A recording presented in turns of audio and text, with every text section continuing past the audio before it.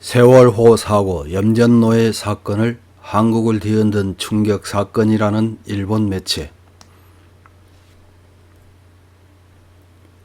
우리나라와 관련된 일이라면 좋은 일이든 나쁜 일이든 혐한 소재로 삼는 대표적 혐한 신문인 조중동 다음으로 기가 막힌 재주를 가진 것이 일본 매체들입니다. 그중 한 곳인 프라이데이라는 매체에서 지난 9월 25일에 내보낸 21세기라고는 생각되지 않는 한국을 뒤흔든 두 개의 충격 사건이라는 제목의 기고문을 확인해 보겠습니다. 여기서 두 개의 충격 사건으로 예를 든 것은 염전노예 사건과 세월호 사고입니다.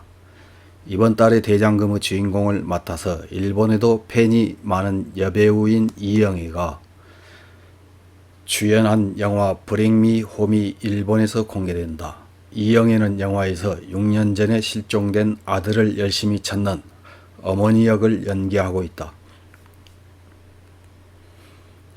영화에서는 아들 같은 아이가 지방의 낚시터에서 일하지만 반드시 픽션이라고도 생각되지 않는다. 한국에는 과거에 비슷한 사건이 있었기 때문이다. 2014년 2월에 발각된 염전노예 사건은 당시 한국 사회를 뒤흔들었다. 남부 섬에서 100명이 넘는 장애인들이 노예로 끌려가 강제로 노동해야 했던 것이다.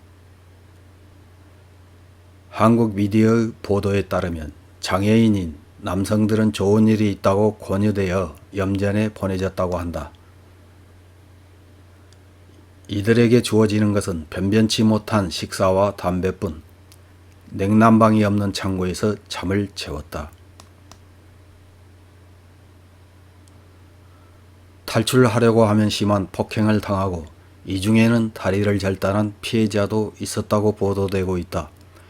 피해자가 쓴 편지가 운 좋게 어머니의 품에 닿으면서 사건이 밝혀지게 된 것이다.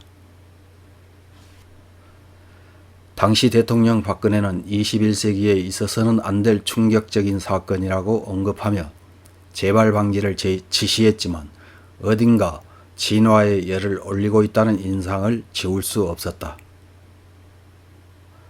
4년 후 동계 패럴림픽 개최지는 한국의 평창. 한국으로서도 이 시기에 하필이면 장애인이 피해를 당한 사건이 전 세계에 알려진 것은 본의가 아니었을 것이다. 올림픽의 흥분이 가라앉은 한국에서는 그 후 304명이나 되는 사망자, 행방불명자를 낸 세월호 침몰 사고가 일어난다. 염전노예 사건은 완전히 과거의 일이 되어버렸다. 이 무렵 스스로 행방을 감춘 인물도 있다. 세월호 오너였던 용의자 유병언이다. 배임 혐의 등으로 지명수배되었지만 행방은 묘연하고 사건으로부터 3개월 후에 변사체가 되어 발견되었다.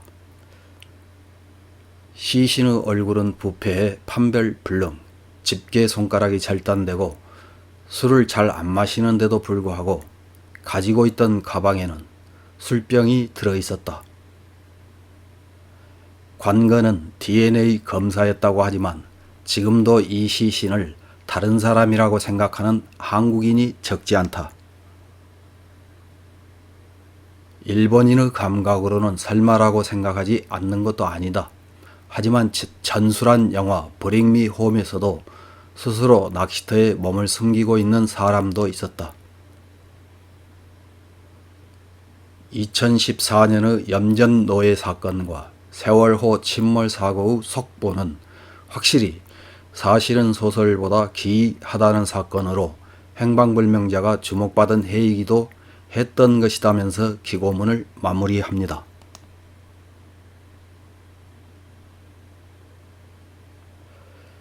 이런 기고문을 본 일본 넷 우익들은 어떤 댓글을 달았는지 몇 개 확인해보고 마치겠습니다. 첫 번째 댓글입니다. 이웃나라다운 사건이며 앞으로도 계속 일어날 사건일 것이다. 그런 것으로 인한 충격은 아무것도 아니다. 어쨌든 상관없다. 이웃나라는 지옥이고 인간이 사는 땅은 아니니까. 다음 댓글입니다. 21세기라고는 생각할 수 없는 충격 사건의 문 대통령 선거 공약에 덕정령 어리석은 인기 영합 정책을 떠올릴 때 비유되는 말입니다. 덕정령이 들어있었던 것, 그것이 실제로 실행되어 부채가 없던 일로 되었다. 또한 계약사회인 현대에 한국에서는 빚을 떼어 먹는 것이 당연하다는 사회적 관습이 살아있다는 점, 여기에는 놀랐다. 다음 댓글입니다. 염전노예 사건은 인터넷에서 본 기억이 있다. 뉴스가 아니라 칼럼이었을지도 모른다. 일본에서 보도되지 않았던 것은 한국에 아부하고 있는 것이라고 생각했다. 다음 댓글입니다. 지난 일을 언제까지나 앙심을 품는 한국은 시대가 가는 것을 좋아하지 않는다.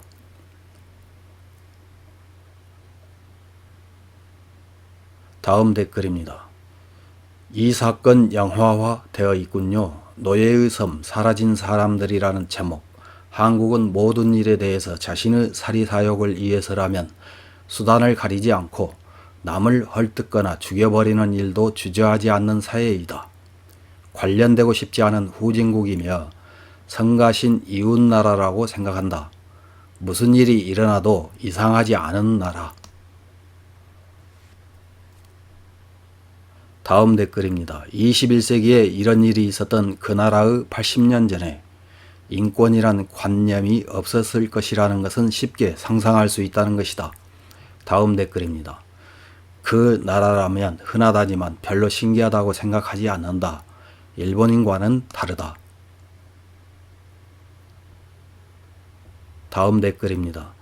방송국도 이런 뉴스를 방송해야 돼. 한국에서는 이렇다고 지금의 한국을 알리기에 더없이 적합할 텐데 성형한 연예인의 얼굴을 내미는 것보다 한국이 어떤 나라인지 일본인에게 알려줄 수 있다. 이상입니다.